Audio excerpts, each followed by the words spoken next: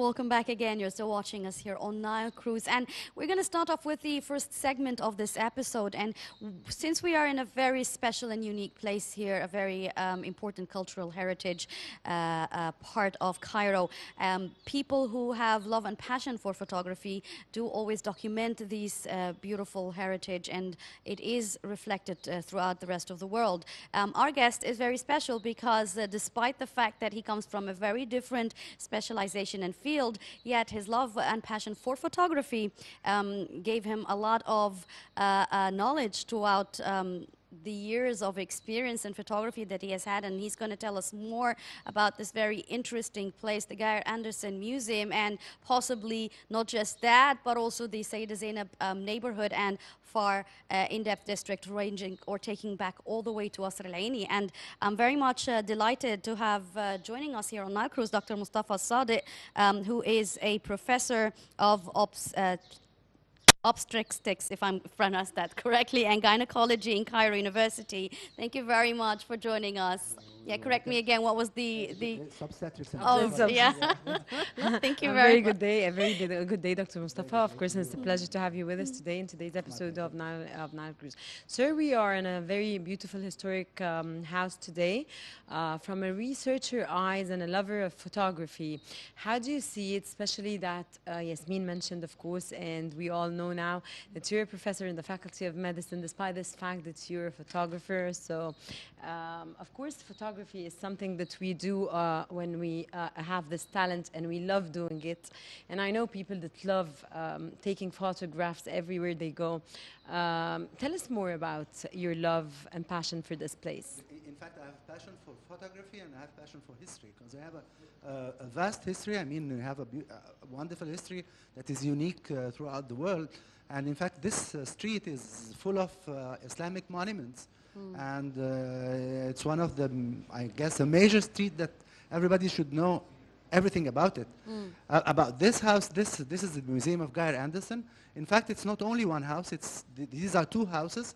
The first house is the one on the east side, which is close to Ibn Tulun Mosque. This was the house, was made in 1540 by Abdul Qadir al-Haddad. And the last one who lived in this house was Amna bint Salim al-Ghazar. And the bigger house, is around 100 years later. It was done in 1632 by Al-Hajj Muhammad ibn Salim al-Ghazar. And the last one who lived in here was a woman from Crete, and that's why it's called Beit Kritleya, the house of the one who comes from Crete. And from this came the name. In fact, there are lots of tales about this house. This house is made in a high place. It's called Jabal Yashkur, the hill of Thanksgiving. Jabal Yashkur is in Al-Qata'a. Al-Qata'a is the third capital of Egypt.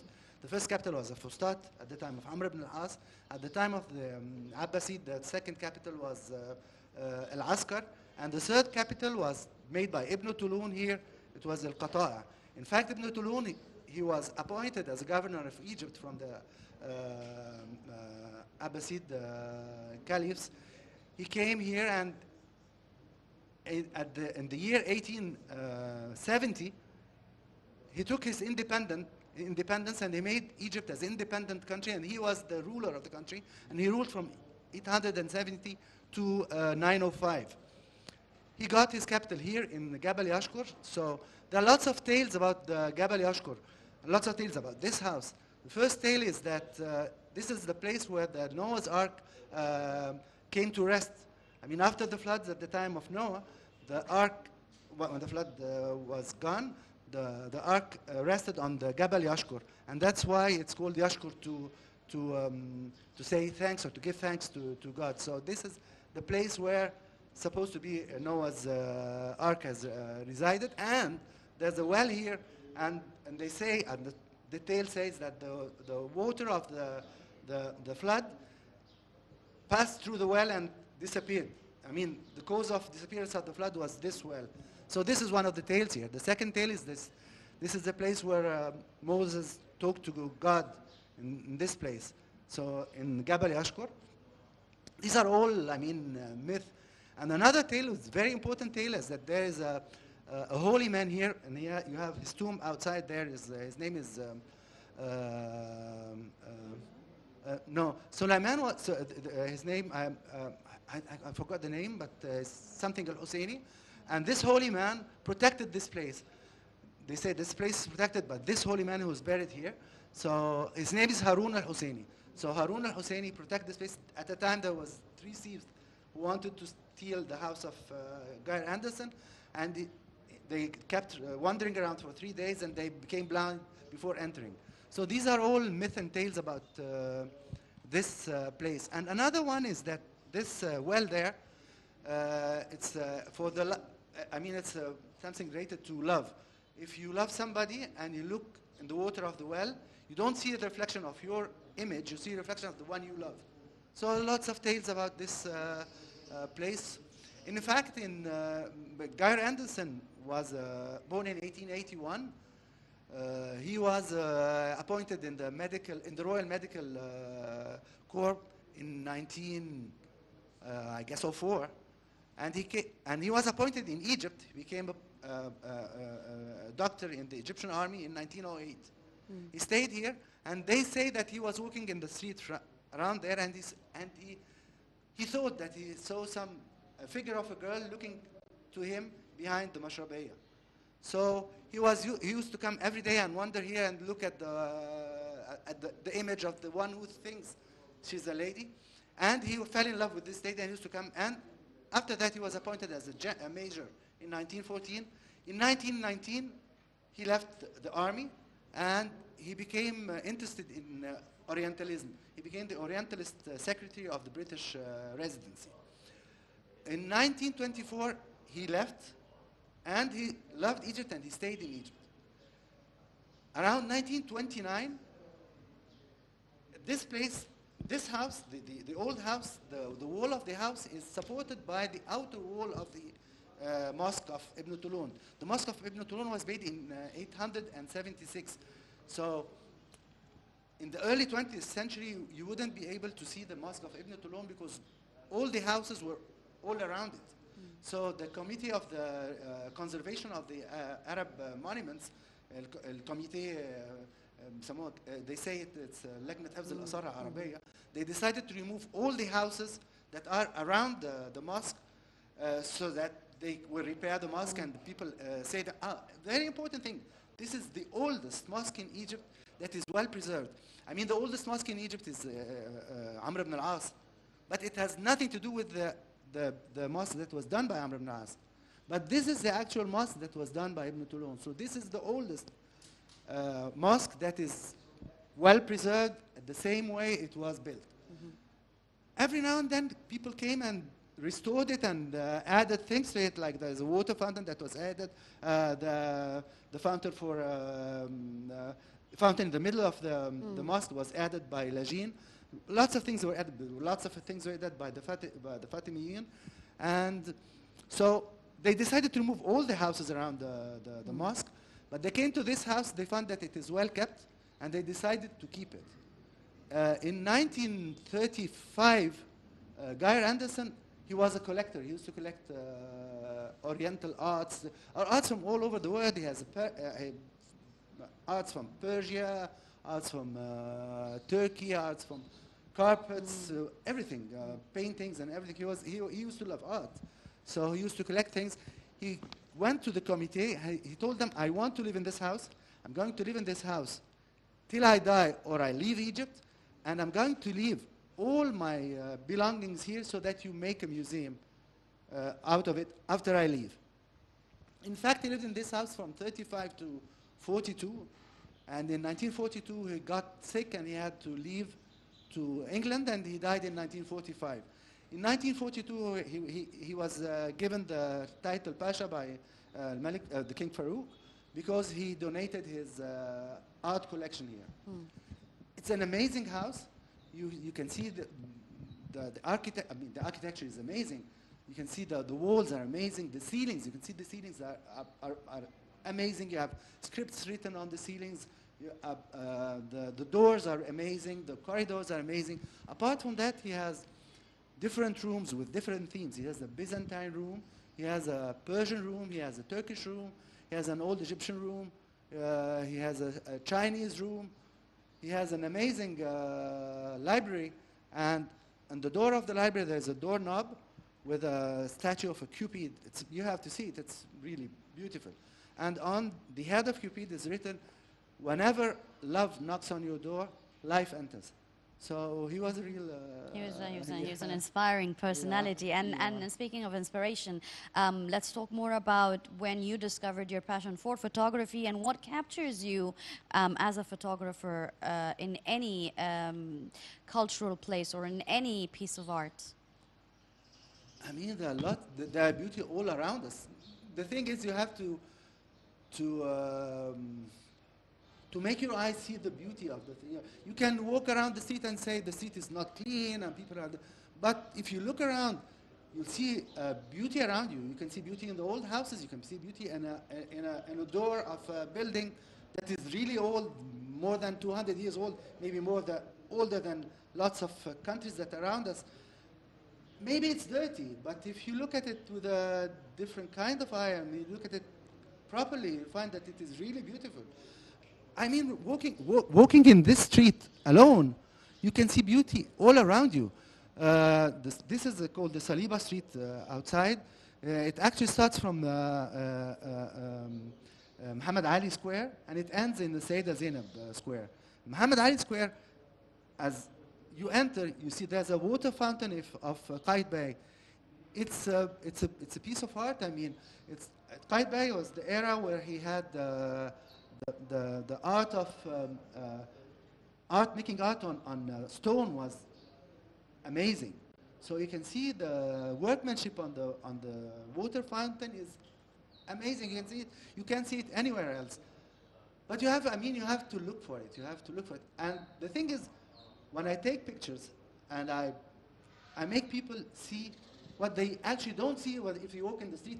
I mean, sometimes you walk in the street, sometimes I walk in the street and I don't see something. When I come back, I find something that is really amazing that I didn't see it from the beginning. So the beauty of photography is that you make people who don't have the chance or don't have the eye to see things, see the beauty of our country, and it's really a beautiful country. Okay, Dr. Mostafa, leave alone the concept, of course, and the idea that you're a doctor of obstetrics and gynecology, of course, in the Cairo University. The idea of being a doctor is the idea of you got taught human biology, chemistry. Where did you get all this knowledge of history? Is it through the idea that you love being a photographer, so you were taught by default all this idea about history, or you read about it so you got to learn it, or you have this passion? So how did you get all this knowledge as a doctor? In fact, it's the reverse. I started reading history, and I started looking for Then you decided things, to go to the and University of... No. Medicine is art too. I mean, when we do medicine, it is art. It is part of art, and you see the beauty of creation, and it makes you see the beauty of things. What made me what opened my mind to history and art, and is that I lived a bit in France. I guess Paris is a place where you discover yourself, discover what you really like, and I came here in Cairo, and I had no idea what I was seeing. The first time I went to Muaz Street, I walked in the street, lots of mosques, and I knew nothing about it. So I told myself, it's not possible that I know Paris more than I know my country, and my country is definitely much better. I mean, we have history, we are older than them, we have houses that are... This place was made, the mosque next to us was made in 876. So you can figure out that it's more than 1,000 years old. So I started reading history, and maybe 7, 8 years ago, I started taking pictures. I found that I'm okay with taking pictures. I started reading more, so this is the way things came out. But the thing is, we have a rich country. I mean, in any street you walk, you find the house at least more than 100 years old, at least. So we are surrounded by beauty. I mean, So you said you've been developing this passion for photography for like 7-8 years or so. So if I was to ask you about what are the most unique or special photographs that you have taken of places throughout these 7 years, what can you recall? I have tons of photos. I mean, tons of photos. I guess there's not a single Islamic monument in Cairo that I didn't go to. I didn't even take pictures of it. Jewish synagogues and cemeteries, Christian churches, and everywhere. In fact, now I'm starting to go out of Cairo because I guess I cannot say I've seen most of the monuments here. I've taken pictures of most of the monuments. But you don't get bored. I mean, every time I came to this house lots of times. Every time you come here, you find something that is really beautiful. Like, if you concentrate on the pictures, you find paintings that were made by Mahmoud Saeed, paintings made by Muhammad Nagy, paintings made by Muhammad Ali Tawfiq, the Prince Muhammad Ali Tawfiq, the son of the Khadif Tawfiq. So, if you concentrate on every item, you'll find that it's really amazing. If you concentrate on paintings, you'll find very nice paintings. In this house only, if you concentrate on carpets, you'll find beautiful carpets. If you concentrate on workmanship of wood, you'll find amazing workmanship. And you wonder, where are these people who made all this stuff? Where are did they, go? sir? Where are they? Well, I have no idea. Sir, There's a problem. The art was booming at the time of the Mamluks, because you see, if you go to a Mamluk mosque, you'll find amazing art. When the Ottomans came, Selim al-Awwal, before he left, he took all the workers with him to Turkey. So actually we had very nice workmanship of glass, we had very nice work of wood and marble. He took all the most experienced people with him there, so I guess this was one of the major setbacks. Things started to become better after Muhammad Ali came in 1805, and he started sending people to France and all over the world, and in fact this made like because of him we have the Faculty of Medicine, because of him we have a strong army now. And in fact, because of Ibn Tulun, the first Egyptian army was made, the first independent Egyptian army was made by Ibn Tulun, who is the builder of he's not the builder, I mean, who ordered building the mosque next to us, and he had the place where he used to govern Egypt from it next to the mosque, and there was a door which opens from the residential palace, if you want to say, that does not exist now, for him to enter to the mosque. And this mosque is really beautiful too. You have the ceilings are beautiful, the workmanship on the stone is beautiful. And Ibn Tulun, in fact, when he ordered building this mosque, he ordered to build a mosque that is against floods and against burning. So if you have a fire, it won't. He ordered his architect, I want a mosque, a big mosque, it's a huge mosque. I want a mosque that if ever a flood happens or you have fire, it won't catch fire and it won't drown. And this is, in fact, what this mosque is. So, well, we were very advanced. Dr. Mostafa, of course, as a photographer, that of course you love doing this and you have this passion. You've gone all through Egypt and you've watched all the Islamic heritage we do have here in Egypt.